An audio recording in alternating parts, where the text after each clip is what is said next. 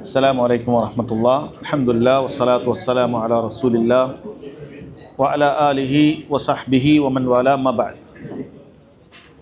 സഹോദരങ്ങളെ, നമ്മൾ മയ്യത്ത് കുളിപ്പിക്കുന്നത് വരെയുള്ള ഭാഗങ്ങളാണ് മനസ്സിലാക്കിയത്.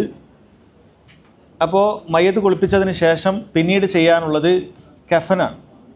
കഫൻ ചെയ്യുക എന്നുള്ളതാണ്. തെക്ഫീൻ, കഫൻ ചെയ്യൽ ശരിയായ രൂപം എങ്ങനെയാണ് എന്നുള്ളതാണ് എളുപ്പത്തിൽ നമ്മളിനി മനസ്സിലാക്കാൻ പോകുന്നത്. അപ്പോൾ കഫൻ ചെയ്യുന്നതിന് മുമ്പ് നമുക്ക് കഫൻ തുണി വേണം. ആ കഫൻ തുണി മുറിക്കുന്നൊരു രൂപമുണ്ട്, അത് നമുക്കിപ്പോൾ സ്ക്രീനിൽ കാണാം. ഇപ്പോൾ മാർക്കറ്റിൽ അത് മുറിച്ചിട്ട് തന്നെ കിട്ടുന്നു. മാർക്കറ്റിൽ അത് മുറിച്ചിട്ട് തന്നെ കിട്ടുന്നുണ്ടാവും. ചിലത് 3 പീസായിട്ട് 3 തുണിയിലാണ് പുരുഷന്മാരെ കഫൻ ചെയ്യുന്നത്. അപ്പോൾ 3 പീസായിട്ട് തന്നെ കിട്ടുന്നുണ്ട് എങ്കിൽ നമുക്ക് ഈ ഒരു പരിപാടി ആവശ്യം ഉണ്ടാവില്ല. ഇനി അതെല്ലാം അങ്ങനെ കിട്ടുന്നില്ല, പൂർണ്ണമായി ഇങ്ങനെ മീറ്റർ കണക്കായിട്ടാണ് തുണി കിട്ടുന്നത് എങ്കിൽ നമ്മൾ ഈ രൂപത്തിലായിരിക്കും അത് മുറിക്കുക. അപ്പോൾ അവിടെ നിങ്ങൾ കാണുന്നുണ്ട്, അവർ അത് മുറിക്കുകയാണ്. മുറിക്കുന്ന സമയത്ത് 3 തുണിയിൽ ഒരു തുണി അല്പം വലുതായിരിക്കും, ഏറ്റവും അടിയിൽ വെക്കുന്ന തുണി അല്പം വലുതായിരിക്കും. അങ്ങനെ ചില ഫായ്ദകളുണ്ട്, ഒരു ഭാഗം നീളം കൂടുന്നതിന് ചില ഫായ്ദകളുണ്ട്. അപ്പോൾ ആ സമയത്ത് നിങ്ങൾ നോക്കിയാൽ കാണാൻ പറ്റും, അവിടെ അതങ്ങനെ ഒരുമിച്ച് വെക്കുകയാണ്. അങ്ങനെ കട്ട് ചെയ്തിട്ട് 3 തുണികൾ ഉണ്ടായി കഴിഞ്ഞാൽ അത് പിന്നീട് ഈ കാണുന്ന രൂപത്തിൽ അത് ഒരുമിച്ച് വെച്ച് അതൊരു ചുരുട്ടുന്ന ഒരു രൂപമുണ്ട്. ഈ രൂപത്തിൽ ആദ്യമേ അത് സെറ്റ് ചെയ്ത് വെച്ച് കഴിഞ്ഞാൽ മയ്യത്തിനെ കുളിപ്പിച്ചിട്ട് അതേ സ്ഥലത്ത് തന്നെ ഇത് കൊണ്ടുപോയി വെച്ചാൽ നമുക്ക് എന്ത് ചെയ്യാൻ പറ്റും, അത് കഫൻ ചെയ്യാൻ വളരെ എളുപ്പമുണ്ട്. അപ്പോൾ അവർ ചെയ്യുന്നത് പോലെ 2 ഭാഗത്തും ഇങ്ങനെ ചുരുട്ടി കഴിഞ്ഞാൽ നമുക്ക് കഫം ചെയ്യാനുള്ള ഇത് വളരെ ചെറുതായിരിക്കും. അപ്പോൾ അവിടെ ഈ രൂപത്തിലാണ് കൊണ്ടുപോവുക. വെച്ചോളൂ. കഫൻ ചെയ്യുന്ന രൂപം ഈ രൂപത്തിലാണ് നിങ്ങൾ കാണുക. അപ്പോൾ അവിടെ കൊണ്ടുപോയിട്ട് ആ തുണി വെക്കുന്നതിന് മുമ്പ് നമ്മൾ ആ വൈപ്പ് ചെയ്തിട്ട് അവിടെ എന്തെങ്കിലും നനവുണ്ടെങ്കിൽ അതൊക്കെ ഒന്ന് മാറ്റുക. ഇതൊക്കെ നമ്മളവിടെ ആവശ്യമുണ്ടെങ്കിൽ മാത്രം ചെയ്യേണ്ട രൂപമാണ്, അല്ലാതെ ഒരു സുന്നത്തായി ചെയ്യേണ്ട അങ്ങനെ പ്രത്യേകിച്ചുള്ളൊരു കാര്യമല്ല. അവിടെ അങ്ങനെ നനവോ മറ്റോ ഉണ്ട് എങ്കിൽ അത് നമ്മളത് നീക്കം ചെയ്യാം. അതായത് നമ്മൾ തുണി വെക്കുമ്പോൾ ആ തുണിയിൽ നേരെ അങ്ങോട്ട് നനവ് വരാതിരിക്കാൻ, സ്പ്രെഡ് ആവാതിരിക്കാൻ അവിടെ ഒന്ന് ഡ്രൈ ആക്കുക. ഇപ്പം തുണി കൊണ്ടോ എങ്ങനെ വേണമെങ്കിലൊക്കെ എന്ത് ചെയ്യാം, അത് ചെയ്യാം. എങ്ങനെ വേണമെങ്കിലും അത് ചെയ്യാം. പിന്നീട് നേരത്തെ കുളിപ്പിച്ചപ്പോൾ ഞാൻ പറഞ്ഞു അവിടെ തുടച്ചു കൊടുക്കണം എന്നുള്ളതാണ്. അത് അതിൻ്റെ ബാക്കിയായിട്ട് അങ്ങനെ വരുന്നതാണ്. തുടച്ച് എല്ലാം ഡ്രൈ ആക്കിയതിന് ശേഷമാണ് നമ്മളിനി കഫൻ ചെയ്യുന്ന ഭാഗം വരുന്നത്.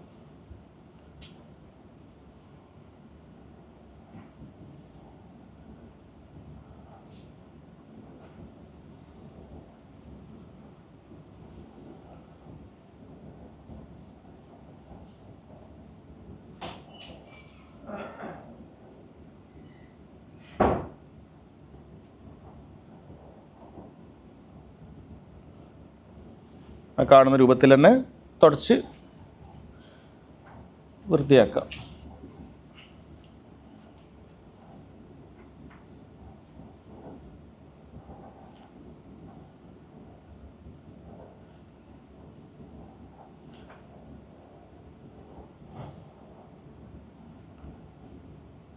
ഈ ഒരു തുണി എന്ന് പറയുന്നത് നമ്മൾ ആ നനഞ്ഞ തുണി എടുക്കുന്നതിന് വേണ്ടിയിട്ട് തൽക്കാലം വെക്കുകയാണ്. കഫൻ ചെയ്യുന്ന തുണി നമ്മൾ നേരത്തെ കണ്ടത് അപ്പുറത്ത് റെഡിയാക്കി വെച്ചിട്ടുണ്ട്. ഇത് ഉള്ളിലുള്ള നനഞ്ഞ തുണി അത് ഒഴിവാക്കുന്നതിന് വേണ്ടിയിട്ടാണ് അങ്ങനെ ചെയ്യുന്നത്. ഇതിങ്ങനെ ഒരു സെപ്പറേറ്റ് സ്റ്റെപ്പ് ഉണ്ടാകണമെന്നൊന്നുമില്ല, നേരെ അത് ഉണക്കിയിട്ടുണ്ട് എങ്കിൽ ഇങ്ങനത്തെ ഇതിലേക്ക് തന്നെ ചെയ്താൽ മതി. അപ്പോൾ അവിടെ ആ തുണി വെക്കുന്നതിന് നോക്കിയാൽ മതി, ആ ചുരുട്ടിയ 2 കൂടിയിട്ടുള്ളത് ഒരു ഭാഗത്താണ് വെക്കുന്നത്. പിന്നീട് മയ്യത്തിനെ എന്ത് ചെയ്യും, ഒരു ഭാഗത്തേക്ക് ചെരിക്കും. നമ്മളതിനകത്ത് കുളിപ്പിക്കാൻ ചെരിപ്പിച്ചതുപോലെ ഒരു ഭാഗത്തേക്ക് ചെരിക്കുകയാണ്. അപ്പോൾ ആ ചെരിക്കുന്ന സമയത്ത് ഈ തുണി എന്ത് ചെയ്യാണ്, അവിടെ സ്പ്രെഡ് ചെയ്തിട്ട് അങ്ങോട്ടേക്ക് നീക്കുകയാണ്. എന്നിട്ട് മയ്യത്തിനെ കിടത്തി ഇപ്പുറത്തേക്ക് ചെരിക്കുമ്പോഴേക്കും അത് അങ്ങോട്ടേക്ക് വലിച്ചെടുക്കും. അപ്പോൾ മയ്യത്തിൻ്റെ അടിയിലേക്ക് ആ തുണി റെഡിയായി കിട്ടി. അപ്പോൾ അതിന് വേണ്ടിയിട്ടാണ് ആദ്യം അത് ചുരുട്ടിയ രൂപത്തിലേക്ക് അവിടെ കൊണ്ടുവന്ന് വെച്ചത്. അല്ലെങ്കിൽ നമുക്ക് മയ്യത്തിനെ പൂർണ്ണമായി എടുത്ത് പൊന്തിച്ച് അങ്ങനെയൊക്കെ ചെയ്യേണ്ടി വരും. മാക്സിമം അനക്കങ്ങൾ കുറക്കാനാണ് ശ്രദ്ധിക്കേണ്ടത്. ഒരുപാട് അനക്കങ്ങൾ അങ്ങോട്ടും ഇങ്ങോട്ടും ചെയ്യുക എന്നുള്ളതല്ല, മാക്സിമം അനക്കങ്ങൾ കുറച്ച് ചെയ്യുക എന്നുള്ളതാണ്.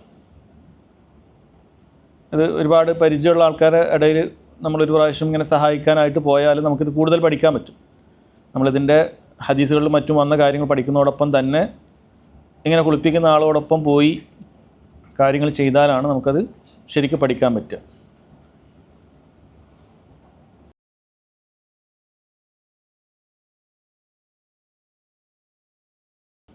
ഞാൻ ആ കാര്യങ്ങൾ മനസ്സിലാക്കുന്നതിന് മുമ്പ് അതുമായി ബന്ധപ്പെട്ട ഹദീസുകൾ വന്ന ചില കാര്യങ്ങൾ മനസ്സിലാക്കാം. ഒന്നാമത്തേത്, കഫൻ ചെയ്യാൻ ഏറ്റവും സുന്നത്തായിട്ടുള്ളത് വെള്ള വസ്ത്രം തന്നെയാണ്. കഫൻ ചെയ്യാൻ സുന്നത്തായിട്ടുള്ളത് വെള്ള വസ്ത്രം തന്നെയാണ്. 4 മദ്ഹബുകളിലും ഏകഭിപ്രായമുള്ള ഇജ്മാ പണ്ഡിതന്മാർ ഉദ്ധരിച്ചിട്ടുള്ള കാര്യമാണ്. നബി സല്ലല്ലാഹു അലൈഹി വസല്ലമയും കഫൻ ചെയ്തത് അങ്ങനെ തന്നെയാണ്. കുഫിന ഫി സലാസത്തി അസ്വാബിൻ യമാനിയത്തിൻ ബീളിൻ സഹൂലിയത്തിൻ മിൻ കുർസുഫിൻ ലൈസ ഫീഹിന്ന ഖമീസുൻ വല ഇമാമ. ആയിഷ റളിയല്ലാഹു അൻഹയുടെ ഹദീസ് ബുഖാരി മുസ്ലിം ഒക്കെ ഉദ്ധരിച്ച ഹദീസാണ്. നബി സല്ലല്ലാഹു അലൈഹി വസല്ലമയെ 3 വെള്ള വസ്ത്രത്തിലാണ് കഫൻ ചെയ്തത്. അത് യമനിൽ നിന്നുള്ളൊരു വസ്ത്രം ആയിരുന്നു. സഹൂലിയ എന്ന് പറയുന്നത് അവിടെയുള്ള ഒരു പ്രത്യേക ടൈപ്പുള്ളൊരു തുണിയാണ്. അതൊരു കോട്ടൺ കൊണ്ട് ഉണ്ടാക്കുന്നൊരു തുണിയാണ് എന്നൊക്കെയാണ് അതിൻ്റെ ശാരീഹ്യങ്ങൾ പറഞ്ഞിട്ടുള്ളത്. മിൻ കുർസുഫ് എന്ന് പറയുന്ന ഒരു കോട്ടൻ്റെ ഒരു രൂപമാണ്. അപ്പം അങ്ങനെയുള്ള നല്ല കോട്ടൻ്റെ ഒരു വെള്ള തുണി യമനിൽ കൊണ്ടുവന്ന ഒരു തുണിയിലായിരുന്നു നബി സല്ലല്ലാഹു അലൈഹി വസല്ലമയെ കഫൻ ചെയ്തത് എന്ന് പറയുന്നത്. ലൈസ ഫീഹിന്ന ഖമീസുൻ വല ഇമാമ. കഫൻ ചെയ്യുമ്പോൾ നബി സല്ലല്ലാഹു അലൈഹി വസല്ലം പതിവായി ധരിക്കാറുണ്ടായിരുന്ന ഖമീസോ അതുപോലെ തന്നെ ഇമാമോ തലയിൽ കെട്ടിയിരുന്നു, അതൊന്നും അതിലില്ല എന്നാണ് പറയുന്നത്. അപ്പോൾ വെള്ള വസ്ത്രം വേണം എന്നുള്ളത് സുന്നത്താണ്. ഒന്ന് സുന്നത്താണെന്ന് പറയുമ്പോൾ നമ്മൾ പരമാവധി അത് പാലിക്കുക. അതോടൊപ്പം ഇനി ഒരു സ്ഥലത്ത് വെള്ള വസ്ത്രം കിട്ടിയില്ല, ഒരു ക്രീം കളറാണ് കിട്ടിയത്, അതല്ല വേറൊരു കളറാണ് കിട്ടിയത്, കുഴപ്പമില്ല. കാരണം വെള്ള നിർബന്ധമുള്ള കാര്യമല്ല, സുന്നത്താണ്. അതുപോലെ തന്നെ മുസ്തഹബായ കാര്യമാണ് അയ്യക്കൂൻ അൽ കഫനു സലാസത്തു അസ്വാബ്. 3 ഇങ്ങനെ ഉണ്ടാവുക എന്നുള്ളത് മുസ്തഹബാണ്, അതും നിർബന്ധമല്ല. ഒരാൾക്ക് 3 കിട്ടിയിട്ടില്ല, ഒരു തുണിയെ കിട്ടിയിട്ടുള്ളൂ എങ്കിൽ അത് വാജിബ് അവിടെ വിടും. അവിടെ വാജിബ് ഒരാളത് വിടും. കഫൻ ചെയ്യൽ നമുക്ക് വാജിബാണ്, ഫർദ് കിഫായാണ്. സമൂഹത്തിൽ ഒരാളെങ്കിലും അത് ഏറ്റെടുത്തിട്ടില്ലെങ്കിൽ എല്ലാവരും കുറ്റക്കാരാവും. അപ്പോൾ ആ വാജിബ് വിടാൻ പൂർണ്ണമായും അറിയുന്ന രൂപത്തിൽ ഒരു തുണി ഉണ്ടെങ്കിലും കഫൻ ചെയ്യൽ ശരിയായി, സഹീഹായി. പക്ഷേ അത് കാമിലാകണമെങ്കിൽ, പൂർണ്ണമായതാകണമെങ്കിൽ മുസ്തഹബായ ഈ കാര്യങ്ങൾ കൂടി ചെയ്യണം. അത് 3 തുണിയിൽ തന്നെ ചെയ്യുക എന്നുള്ളതാണ്. നബി സല്ലല്ലാഹു അലൈഹി വസല്ലമയെ കുഫിന ഫി സലാസത്തി അസ്വാബ്, 3 തുണിയിലാണ് എന്നാണ് പറയുന്നത്. അതുപോലെ തന്നെ ആ തുണി 3 നമ്മൾ പുകയ്ക്കുന്നൊരു കാര്യമുണ്ട്. നമുക്ക് നേരത്തെ അതിൽ കാണിക്കാൻ പറ്റിയിട്ടില്ല. അത് നല്ല സുഗന്ധങ്ങൾ കൊണ്ട് പുകയ്ക്കുക. അത് നമ്മൾ ഊതോ അതല്ലെങ്കിൽ കർപ്പൂരം തന്നെ ഇങ്ങനെ കത്തിച്ച് പുകയ്ക്കാറുണ്ട്. കർപ്പൂരമല്ല, കുന്തിരിക്കം വെച്ച് പുകയ്ക്കാറുണ്ട്. അങ്ങനെ നല്ല മണമുള്ള കാര്യങ്ങൾ വെച്ചിട്ട് ഈ തുണി ഇങ്ങനെ പുകയ്ക്കുക എന്ന് വെച്ചാൽ, പുകയ്ക്കുന്ന എന്തെങ്കിലും ഒരു പാത്രത്തിൽ പുക വെച്ച് കഴിഞ്ഞാൽ, നമ്മൾ ബർണർ പോലത്തെ കാര്യത്തിൽ വെച്ച് കഴിഞ്ഞാൽ അതിൻ്റെ മുകളിൽ ഇങ്ങനെ തുണി പിടിച്ചു കഴിഞ്ഞാൽ അതിൽ മണം പിടിക്കും. നമുക്കറിയാം വസ്ത്രത്തിലൊക്കെ അങ്ങനെയാണ് തുണി മണം പിടിപ്പിക്കുന്നത് എന്നുള്ളത്. അപ്പോൾ ആ രൂപത്തിൽ ഈ തുണിയിൽ മണം പിടിപ്പിക്കുക എന്നുള്ളത് സുന്നത്തായ കാര്യമാണ്. നബി സല്ലല്ലാഹു അലൈഹി വസല്ലം പറഞ്ഞു, ഇദാ അജ്മർതുമുൽ മയ്യിത ഫഅജ്മിറുഹു സലാസ. നിങ്ങൾ മയ്യിത്തിനെ ഇത് ചെയ്യുകയാണെങ്കിൽ, അഥവാ സുഗന്ധം പൂശിക്കുകയാണെങ്കിൽ 3 പ്രാവശ്യം ചെയ്യണം. അത് 3 പ്രാവശ്യം ഒരേ പ്രോസസ്സ് മൊത്തം തുണിയിൽ റിപ്പീറ്റ് ചെയ്യണം എന്ന് പറഞ്ഞത് കാണാൻ സാധിക്കും. സഹിഹായ ഹദീസാണ്. ഇനി ഇത് ചെയ്യുന്ന സമയത്ത് 3 തുണി ഉണ്ടല്ലോ, അതിൽ നമുക്ക് 3 ഒരേപോലത്തെ ആണെങ്കിൽ വിഷയമല്ല. ഇനി അതല്ല, നമുക്ക് 3 തുണി നമ്മൾ വേറെ എടുത്തു കൊണ്ടുവന്നതാണ്. നമുക്ക് പഴയ കാലത്തും എല്ലാ കാലത്തും നമുക്കിങ്ങനെ തുണിയൊക്കെ ടെക്സ്റ്റൈൽസ് തന്നെ പോയി കിട്ടണം എന്നില്ല. നമ്മൾ വീട്ടിൽ നിന്ന് നല്ല തുണിയൊക്കെ നോക്കിയെടുത്തു. അങ്ങനെയാണെങ്കിൽ ഏറ്റവും നല്ല തുണിയാണ് ഏറ്റവും താഴെ വെക്കേണ്ടത്. എന്ന് വെച്ചാൽ അത് കഫൻ ചെയ്ത് കഴിഞ്ഞാൽ ഏറ്റവും പുറത്തേക്ക് വരുന്ന അതായിരിക്കും. അതായത് ഏറ്റവും നല്ല ഭാഗമാണ് പുറത്തേക്ക് വരേണ്ടത്. പണ്ഡിതന്മാർ പറയുന്നത്, മനുഷ്യന്മാരും അങ്ങനെ തന്നെയാണ്. നമ്മൾ അകത്തുള്ള വസ്ത്രം അത്ര നല്ലതല്ലെങ്കിൽ പുറത്തുള്ളത് ഏറ്റവും നല്ലത് നമ്മൾ ഉപയോഗിക്കാൻ ശ്രദ്ധിക്കും. കാരണം ആളുകൾ കാണുന്നതിൽ നല്ലതായിരിക്കണം. അതുപോലെ മയ്യത്തിന് നമുക്ക് അങ്ങനെ 3 വസ്ത്രങ്ങൾ കിട്ടുകയാണെങ്കിൽ ഏറ്റവും നല്ലത് മുന്തിയത് ഏറ്റവും അടിയിൽ വെക്കുക. അപ്പോൾ അത് മുകളിലായിട്ട് വരും. ശേഷമുള്ളത് താഴെ, ശേഷമുള്ളത് അങ്ങനെ അതിൻ്റെ മുകളിലായിട്ട് വെക്കുക എന്നുള്ളതാണ്. ഇനി ഈ മയ്യത്തിനെ കഫൻ ചെയ്യുന്ന സമയത്ത് ഒരിക്കലും തന്നെ മയ്യത്തിന് എന്ത് ചെയ്യാൻ പാടില്ല, വസ്ത്രം പൂർണ്ണമായി മാറ്റിയിട്ട് അങ്ങനെ കഫൻ ചെയ്യുക എന്നുള്ളതല്ല. നേരത്തെ നമ്മളിപ്പോൾ ഒരു വസ്ത്രം അവിടെ ഇട്ടിട്ടുണ്ട്, അപ്പോൾ കഫൻ ചെയ്യാൻ തുടങ്ങുമ്പോൾ അത് ഉള്ളിൽ നിന്ന് വലിക്കുകയേ ചെയ്യുള്ളൂ.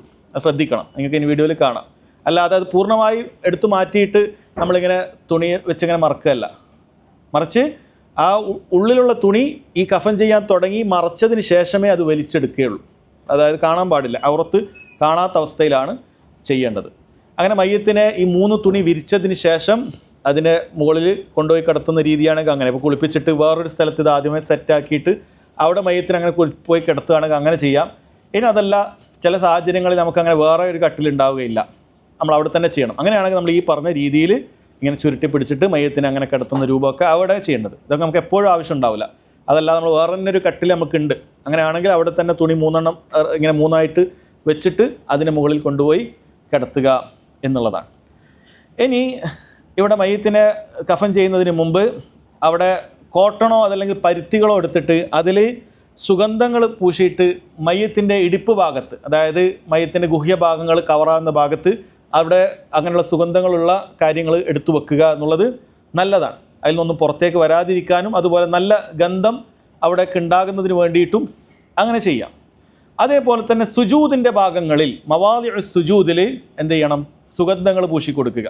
അപ്പം നെറ്റിത്തടങ്ങളിൽ, കൈകളിൽ, മുട്ടിൽ, കാലിൽ സുഗന്ധങ്ങൾ പൂശിക്കൊടുക്കുക. പണ്ഡിതന്മാർ പറഞ്ഞു ശരീരം മുഴുവനും അങ്ങനെ സുഗന്ധം തേച്ച് കൊടുക്കുന്നത് നല്ലത് തന്നെയാണ്. അപ്പോൾ അവിടെ അവർ പറയുന്നുണ്ട് നല്ല കാര്യങ്ങൾ, നല്ല സുഗന്ധങ്ങൾ ഉപയോഗിക്കണം, അല്ല മോശപ്പെട്ട രൂപത്തിൽ അങ്ങനെ എന്തെങ്കിലും സുഗന്ധമല്ല നല്ലത്.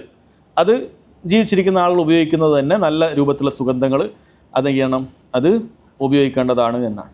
അപ്പോൾ ഇത്രയും കാര്യങ്ങളൊക്കെ ചെയ്തു കഴിഞ്ഞാൽ പിന്നീട് മയ്യത്തിൻ്റെ എവിടെയെങ്കിലുമൊക്കെ മുറിവോ മറ്റോ ഒക്കെ ഉണ്ട് എങ്കിൽ അവിടെ നമുക്ക് പ്രത്യേകമായിട്ട് എന്ത് ചെയ്യാം? ഒരു കോട്ടണോ മറ്റോ വെച്ചിട്ട് അവിടെ നമ്മൾ എന്ത് ചെയ്യാം? നമ്മൾ ബാൻഡേജ് ഒക്കെ ചെയ്യുമ്പോൾ ചെയ്യുന്നത് പോലെ ചെയ്യാം. അതായത് രക്തം നിൽക്കാതെ വരികയാണ്. ഇപ്പോൾ കുളിപ്പിക്കുന്ന സമയത്ത് പണ്ഡിതന്മാർ പറയുന്നുണ്ട് അങ്ങനെ രക്തം നിൽക്കാതെ വരുന്നുണ്ടെങ്കിൽ അവിടെ ഐസോ മറ്റോ ഒക്കെ വെച്ചിട്ട് മരവിപ്പിക്കാൻ പറ്റുമെങ്കിൽ അങ്ങനെ ചെയ്യാം. അതല്ല എങ്കിൽ കുളിപ്പിക്കുന്ന സമയത്ത് ചില ആൾ ചോദിച്ചതുപോലെ വെള്ളത്തിൻ്റെ പ്രത്യേക ടെമ്പറേച്ചറിൻ്റെ കാര്യമുണ്ടോ? അങ്ങനെ ഇല്ല. ചൂടുവെള്ളം തന്നെ വേണമെന്നോ തണുത്ത വെള്ളം തന്നെ വേണമെന്നോ ഇല്ല. നമ്മൾ സാധാരണ കുളിക്കുന്ന നോർമൽ ടെമ്പറേച്ചറുള്ള വെള്ളം മതി. ഇനി അതല്ല രക്തം ഒലിക്കുന്ന വല്ലതും ഉണ്ട് എങ്കിൽ ഓപ്പറേഷനോ അതല്ലെങ്കിൽ അങ്ങനത്തെ എന്തെങ്കിലുമൊക്കെ കാര്യങ്ങൾ കഴിഞ്ഞ ആളാണ്, അല്ലെങ്കിൽ ആക്സിഡൻറ്റോ മറ്റോ പറ്റിയതാണ്, അല്ലെങ്കിൽ പോസ്റ്റ്മോർട്ടം ചെയ്ത മയ്യത്താണ്, അങ്ങനെ രക്തം ഒലിച്ച് വരുന്നതുണ്ട് എങ്കിൽ അവിടെ ഐസോ മറ്റോ വെച്ചിട്ട് മരവിപ്പിക്കുക, തണുത്ത വെള്ളം അത്തരം സാഹചര്യത്തിൽ ഉപയോഗിക്കാം. ഇനി അതല്ല അത്രയും തണുത്ത വെള്ളമുള്ള സ്ഥലമാണ്, കുളിപ്പിക്കുന്ന ആൾക്കത് പറ്റുന്നില്ല, അവിടെ നമ്മൾ സ്വാഭാവികമായിട്ട് എന്ത് ചെയ്യുക? ചൂടാക്കിയിട്ട് കുളിപ്പിക്കുന്ന ആൾക്ക് ഉപയോഗിക്കുന്ന പോലെ രീതി ചെയ്യാം. അല്ലാതെ മയ്യത്തിന് വേണ്ടിയിട്ട് പ്രത്യേകമായിട്ട് തണുപ്പ് ചൂട് എന്നുള്ളതൊന്നും ഹദീസുകളിൽ വന്നിട്ടില്ല. അപ്പോൾ ഇവിടെ നമ്മൾ പറഞ്ഞു വന്നത് മയ്യത്തിനെ ഇങ്ങനെ കുളിപ്പിച്ച് ഇതൊക്കെ കഴിഞ്ഞ് കഫൻ ചെയ്യുന്ന സമയത്ത് എവിടെയെങ്കിലുമൊക്കെ രക്തം വരുന്നുണ്ട് എങ്കിൽ അവിടെ കോട്ടൺ വെച്ച് എന്ത് ചെയ്യുക? അവിടെ നന്നായി അമർത്തി വെക്കുക. അതായത് രക്തം പുറത്തേക്ക് കഫൻ തുണിയിലാകാതിരിക്കുന്നതിന് വേണ്ടി അതിനാണ് ചെയ്യുന്നത്. കഫൻ തുണിയിൽ പിന്നീട് ആയിട്ട് പുറത്തേക്ക് കാണാൻ പാടില്ല. അപ്പോൾ അതുകൊണ്ട് അങ്ങനെ എവിടെയെങ്കിലുമൊക്കെ മുറിവ് ഉണ്ടെങ്കിൽ അവിടെ കോട്ടണോ മറ്റോ പരുത്തി അമർത്തി അവിടെ വെക്കുക എന്നുള്ളതാണ് ചെയ്യേണ്ടത്.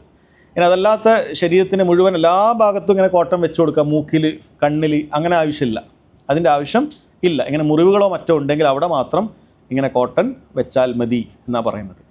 പിന്നെ കഫൻ ചെയ്യുന്ന തുണി എങ്ങനെയാണ്, അതിൻ്റെ രൂപമാണ് പിന്നീട് പറയുന്നത്. ഇൻഷാ അല്ലാഹ് പിന്നീട് നിങ്ങൾക്ക് കാണുകയും ചെയ്യാം. അത് നിങ്ങൾ വെച്ചോളൂ. എനിക്ക് തോന്നുന്നു സമയം നമുക്ക് സേവ് ചെയ്യാൻ നല്ലതാണ്. ലൈറ്റ് ഓഫ് ആക്കണം എന്നില്ല, കാണാൻ പറ്റുന്നുണ്ടാവും. അത് അതിന് കൂടെ നിങ്ങൾ കണ്ടോളൂ. ഈ തുണി നമ്മൾ ചെയ്യുമ്പോൾ അതിൻ്റെ കൂടെ ശ്രദ്ധിച്ചാൽ മതി, നിങ്ങൾക്ക് എളുപ്പത്തിൽ മനസ്സിലാവുന്നത് തന്നെ ഉള്ളൂ. നമ്മൾ തുണി ചെയ്യുന്ന സമയത്ത് ഈ മയ്യത്ത് അതിന് മേലെയാണുള്ളത്. അപ്പോൾ ആ സമയത്ത് നമ്മൾ എന്ത് ചെയ്യണം? ഇടതുഭാഗത്ത് നിന്നും അവിടെ നമ്മൾ എടുത്തുകൊണ്ട് മയ്യത്തിൻ്റെ വലതുഭാഗത്തേക്ക് നമ്മൾ എന്ത് ചെയ്യുക? നമ്മൾ സാധാരണ തുണി എടുക്കുമ്പോൾ ഇടതുഭാഗത്ത് ഇങ്ങനെ വെച്ചിട്ട് വലതുഭാഗത്തേക്ക് ചെയ്യുന്നത് പോലെ മയ്യത്തിൻ്റെ ഇടതുഭാഗത്തു നിന്നുള്ള തുണി എടുത്തിട്ട് വലതുഭാഗത്തേക്ക് നമ്മൾ എന്ത് ചെയ്യുക? കവർ ചെയ്യുക. പിന്നീട് വലതുഭാഗത്തുള്ള തുണി എടുത്തിട്ട് ഇടതുഭാഗത്തേക്ക് കവർ ചെയ്യുക. ഏറ്റവും മുകളിലുള്ള തുണിയായിരിക്കും ഇപ്പോൾ അങ്ങനെ വരിക. ഇടതുഭാഗത്തു നിന്ന് വലതുഭാഗത്തേക്ക്, വലതുഭാഗത്തു നിന്ന് ഇടതുഭാഗത്തേക്ക്. ഇത് അങ്ങോട്ടും ഇങ്ങോട്ടും മാറിപ്പോയാൽ ഒന്നും സംഭവിക്കുന്നില്ല. ഇതൊക്കെ സുന്നത്താണ്. അങ്ങനെ അത് കഫൻ ചെയ്യൽ ശരിയാകാതെ ആകുന്നൊന്നുമില്ല. ഇപ്പോൾ ഇടതുഭാഗത്ത് നിന്ന് വലതുഭാഗം ആദ്യം കവർ ചെയ്യുന്നതിന് വേണ്ടി പിന്നെ വലതുഭാഗത്തു നിന്ന് ഇടതുഭാഗത്തേക്ക് ചെയ്യുക. സാധാരണ നമ്മളൊക്കെ തുണിയൊക്കെ ആൾക്കാർ ഉപയോഗിക്കുന്നുണ്ട് എങ്കിൽ, മുണ്ടൊക്കെ ഉപയോഗിക്കുന്നുണ്ടെങ്കിൽ പൊതുവെ അങ്ങനെ ചെയ്യുന്നുണ്ട്. പിന്നെ അതിനുശേഷം രണ്ടാമത്തെ തുണിയും അതേപോലെ ഇടതുഭാഗത്തു നിന്ന് വലതുഭാഗത്തേക്ക്, വലതുഭാഗത്തു നിന്ന് ഇടതുഭാഗത്തേക്ക് ചെയ്യുക. നിങ്ങളവിടെ കാണുന്നുണ്ടാവും. അപ്പോൾ അങ്ങനെ ചെയ്യുന്ന സമയത്ത് കൈകൾ രണ്ടും നേരെ താഴെ ആക്കിയിട്ടാണ് വെക്കുക. നമ്മളെ തുടയോട് ഒപ്പ് നേരെ, നമ്മൾ നേരെ നിന്ന് കഴിഞ്ഞാൽ എങ്ങനെയാണ് ഉണ്ടാവുക? അതേപോലെയാണ് വെക്കുക. അതല്ലാതെ കൈ കെട്ടുന്നത് പോലെ ചെയ്യുക, അതൊന്നും ശരിയല്ല. അങ്ങനെ ചെയ്യേണ്ടതില്ല. നിസ്കാരത്തിൽ കൈ കെട്ടുന്നത് പോലെ വലത്തെ കൈയുടെ മുകളിൽ ഇടത്തെ കൈ ആക്കി വെക്കുക, അങ്ങനെയൊന്നും ചെയ്യേണ്ടതില്ല. മറിച്ച് ഈ രൂപത്തിൽ ചെയ്യുക. പിന്നെ ഇത് ചെയ്യുന്ന സമയത്ത് വീഡിയോയിൽ കാണുന്നത് പോലെ വളരെ നന്ന രീതിയിൽ അയിഞ്ഞു പോകാത്ത രൂപത്തിൽ നന്നായി ടൈറ്റായിട്ടാണ് അത് ചെയ്യുക. അതായത് വെറുതെ ലൂസായിട്ട് ചെയ്ത് കഴിഞ്ഞാൽ നമ്മൾ കൊണ്ടുപോകുന്ന സമയത്ത് ചിലപ്പോൾ എന്ത് ചെയ്യും? തുണി വേറെ ആയിപ്പോവും. അതുകൊണ്ട് മാക്സിമം നന്നായിട്ടാണ് അത് ചെയ്യുക. അപ്പോൾ അങ്ങനെ ചെയ്യാൻ കൈകൾ രണ്ടും രണ്ട് ഭാഗത്താക്കി വെച്ച് അങ്ങനെ ചെയ്യാം. വലത്തുനിന്ന് അങ്ങനെ തുണികൾ അങ്ങനെ എടുത്ത് ചെയ്യുന്നുണ്ട്. ഈ 3 തുണികളും ഈ രൂപത്തിൽ തന്നെയാണ് ചെയ്യുക. ഇൻഷാ അല്ലാഹ് നിങ്ങൾക്കത് കാണാം. അതോടൊപ്പം ഇങ്ങനെ 3 തുണികളും ചെയ്ത് കഴിഞ്ഞാൽ ഈ തുണിയിൽ കെട്ടിടുക എന്നുള്ളത് നമ്മൾ ചെയ്യേണ്ടതായ ഒരു കാര്യമാണ്. തുഅഖദുൽ ലഫായിഫ്. ഈ ലഫുകൾ തുണികൾ എന്ത് ചെയ്യണം? കെട്ടുകൾ ഇടണം. ഈ കെട്ടുകൾ ഇടുമ്പോൾ നമ്മൾ പൊതുവേ നാട്ടിലൊക്കെ നമ്മൾ 3 കെട്ടൊക്കെ ഇടാറുണ്ട്. ഒന്ന് തലഭാഗത്തൊരു കെട്ടിടും, കാൽഭാഗത്തൊരു കെട്ടിടും, അതുപോലെ തന്നെ അരയുടെ ഭാഗത്ത് ഒരു കെട്ടിടും. ഈ കെട്ടാനുള്ള തുണിയും നമുക്ക് ഈ കഫൻ തുണിയിൽ നിന്ന് തന്നെ മുറിച്ചെടുക്കാൻ പറ്റും. ഈ കഫൻ തുണിയിൽ നിന്ന് തന്നെ മുറിച്ചെടുക്കാൻ പറ്റുന്നതേ ഉള്ളൂ. ഇനി അതല്ല അതിന് വേറെ തുണി ഉണ്ടെങ്കിൽ മതി, അതേതായാലും കുഴപ്പമില്ല. കെട്ടാനുള്ള ഒരു തുണിയാണ് ഇതിൻ്റെ ആവശ്യം. അത് കബറിലേക്ക് വെക്കുന്നത് വരെയേ ഉള്ളൂ. ആ കെട്ടിൻ്റെ ആവശ്യം കബറിലേക്ക് വെക്കുന്നത് വരെയുള്ള അവിടെ വെച്ച് നമ്മൾ അത് അയച്ചു മാറ്റും. അപ്പം അങ്ങനെയുള്ള കെട്ടുകൾ നമ്മളിത് മുഴുവനായിട്ട് ശരിക്കും കവർ ചെയ്തതിന് ശേഷമാണ് ആ കെട്ടുകൾ ഇടുക. ആ കെട്ടിന് പ്രത്യേകിച്ച് എണ്ണൊന്നുമില്ല. ഷെയ്ഖ് ഇബ്നു ബാസ് റഹിമഹുല്ലാ പറയുന്നത് ലൈസ ഫീ ദാലിക ഹദ്, അതിന് പ്രത്യേകിച്ച് എണ്ണ ഇല്ല. എന്നാൽ ലാക്കിന സലാസ തെക്ഫി, 3 എണ്ണം മതിയായതാണ്. ഫി അല വ അസ്ഫല വ വസത, ഒന്ന് മുകളിൽ ഒന്ന് താഴെ ഒന്ന് നടുവിൽ, അങ്ങനെ 3 കെട്ട് ഇടാം. വൈനുക്തുഫിയ ബിസ്നേനി ഫലബാസ്, ഇനി 2 കെട്ടാണെങ്കിലും കുഴപ്പമില്ല. അൽ മുഹിം ലബ്തുൽ കഫ്നി ഹത്താ ലാ യന്തശർ, ഇത് കെട്ട് നന്നായി നിൽക്കുക, അതിങ്ങനെ പുറത്തേക്ക് വരാതിരിക്കുക എന്നുള്ളതാണ് അവിടെ ശ്രദ്ധിക്കേണ്ടത്. അതായത് നമ്മൾ കെട്ടിയിട്ട് കൊണ്ടുപോകുന്ന സമയത്ത്, മയ്യത്ത് നിസ്കരിക്കാൻ വേണ്ടി കൊണ്ടുപോകുന്ന സമയത്തും ഖബറിലേക്ക് കൊണ്ടുപോകുന്ന സമയത്തൊക്കെ തുണി എന്ത് ചെയ്യണം, അത് കൃത്യമായി ടൈറ്റായി നിൽക്കുക എന്നുള്ളതാണ് ഏറ്റവും പ്രധാനപ്പെട്ട കാര്യം. അപ്പം അത് ആ രൂപത്തിൽ നമ്മൾ എന്ത് ചെയ്യണം. ഇനി ഇൻഷാ അല്ലാഹ് വീഡിയോയിൽ നിങ്ങൾക്കത് കാണാം. അപ്പോൾ ആ ടൈറ്റൊക്കെ ആക്കുന്നതിന് വേണ്ടിയിട്ടാണ് 1-2 പ്രാവശ്യം അത് കൃത്യമായി ചെയ്യുന്നത്. നേരത്തെ നമ്മൾ പറഞ്ഞിട്ടുണ്ട് ഒരു തുണി കുറച്ച് നീളം കൂടുതലുണ്ട് എന്ന് പറഞ്ഞിട്ടുണ്ട്. അതിൻ്റെ ഫായ്ദ എന്ന് വെച്ച് കഴിഞ്ഞാൽ ആ നീളം കൂടിയ ഭാഗം തലഭാഗത്തേക്ക് വെച്ച് കഴിഞ്ഞാൽ തല ഏതാണ് നമുക്ക് മനസ്സിലാക്കാൻ പറ്റും. അത് മയ്യത്ത് നിസ്കരിക്കുന്ന സമയത്ത് നമുക്ക് തലഭാഗത്ത് നിൽക്കേണ്ടതുണ്ട്. അതുപോലെ ഖബറിലേക്ക് ഇറക്കുന്ന സമയത്ത് കാലാണ് ആദ്യം ഇറക്കുക. അപ്പോൾ ആ സമയത്തൊക്കെ തല ഏത് ഭാഗത്താണ് എന്ന് മനസ്സിലാക്കാനൊക്കെ എളുപ്പമുണ്ടാകും. അതുപോലെ മയ്യത്തിൽ ഇറക്കി വെക്കുന്ന സമയത്ത് നമുക്ക് പിടുത്തം കിട്ടണമെങ്കിൽ ഒരു ഏറ്റവും അടിയിലുള്ള തുണി, അതായത് ഏറ്റവും മുകളിൽ വരുന്ന തുണി കുറച്ച് നീളം കൂടുതലാണെന്ന് പറഞ്ഞിട്ടുണ്ട്. ചെയ്ത് കഴിഞ്ഞാൽ നമുക്ക് അവിടെ ഒരു പിടുത്തം കിട്ടും. ഖബറിലേക്ക് ഇറക്കി വെക്കാൻ ഒരു തുണിയുടെ ഭാഗത്ത് പിടുത്തം കിട്ടും. അപ്പോൾ അതിനൊക്കെ കൂടി വേണ്ടിയിട്ടാണ് കുറച്ച് ഒരു തുണി അധികം എടുക്കുന്നത്. ഇതേപോലുള്ള തുണി നമ്മൾ വേറെ കൊണ്ടുവന്ന് മുറിച്ച് വെച്ചാലും ശരി, അതല്ല കഫൻ തുണിയിൽ തന്നെ ഒരു നീളത്തിൽ മുറിച്ചാലും ശരി, നമുക്കത് കിട്ടും. നല്ല രീതിയിൽ കെട്ടുക, അതിന് പ്രത്യേകിച്ച് രൂപം അങ്ങനെയൊന്നുമില്ല, നല്ല വൃത്തിയിൽ അത് കെട്ടുക എന്നുള്ളതേ ഉള്ളൂ. ഒന്ന് മുകളിൽ കെട്ടിയിട്ടുണ്ട്, അതേപോലെ കാൽഭാഗത്ത് ഒന്ന് കെട്ടുന്നുണ്ട്, നടുഭാഗത്തൊന്ന് കെട്ടിയാൽ അത് വൃത്തിയായി. പിന്നീട് അതിൻ്റെ മുഖത്ത് പുറത്ത് പനിനീരാണ്, അത് സുഗന്ധം, അത് ഏത് സുഗന്ധമാണെങ്കിലും പിന്നെ അത്തറോ മറ്റോ ആണെങ്കിലും ഒക്കെ സുഗന്ധം ചെയ്യാം. അത് പനിനീരങ്ങനെ തളിച്ചു കൊടുക്കുകയാണ്, നല്ല മണം അതിനുണ്ടാകും. അത് മയ്യത്ത് പുരുഷനാണെങ്കിലും സ്ത്രീ ആണെങ്കിലും ഒക്കെ അത് അനുവദിക്കപ്പെടുന്ന കാര്യമാണ്. ഇഹ്റാമിലുള്ളതാണെങ്കിൽ പുരുഷനാകട്ടെ സ്ത്രീ ആകട്ടെ പാടില്ല, ഇഹ്റാമിലുള്ളതാണെങ്കിൽ പാടില്ല. അത് പിന്നീട് കുറച്ച് അത്തറെന്തോ ആണ് ഹദീസിൽ പൂർണ്ണമായി മയ്യത്തിനെ സുഗന്ധം പൂശുക എന്നുള്ള കാര്യം വന്നിട്ടുണ്ട്. അപ്പോൾ അത് കഴിഞ്ഞാൽ പിന്നീട് നമ്മൾ ചെയ്യേണ്ടത്, മയ്യത്ത് കഫൻ ചെയ്ത് കഴിഞ്ഞാൽ ഉടനെ നമുക്ക് മയ്യത്ത് നിസ്കാരം നിർവഹിക്കാവുന്നതാണ്.